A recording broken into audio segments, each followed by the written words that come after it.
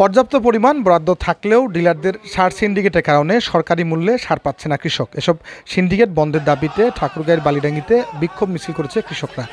রবিবার রাত 9:30টায় বালিডাঙ্গি চৌরাস্তায় মিছিল করে ডিলারদের সার সিন্ডিকেট বন্ধের দাবি জানান তারা। যদিও উপজেলা কৃষি অধিদপ্তর দাবি করছে পর্যাপ্ত পরিমাণ সার বরাদ্দ রয়েছে নভেম্বর মাসে।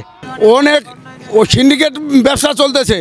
বাজার রেট মনে করেন 1350 টাকা, বাইরে সার পাওয়া যাচ্ছে 1800 টাকা। তারা বাইরে পাচার করতেছে।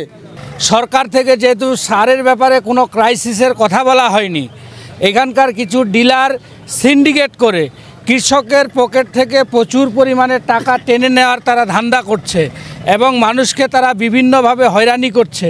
এই সারগুলো এক ইউনিয়ন থেকে আরেক ইউনিয়ন, এক উপজেলা থেকে আরেক উপজেলায় চলে যাচ্ছে। এই কুচক্র মহলের হাতে সারগুলো পড়ে যাচ্ছে।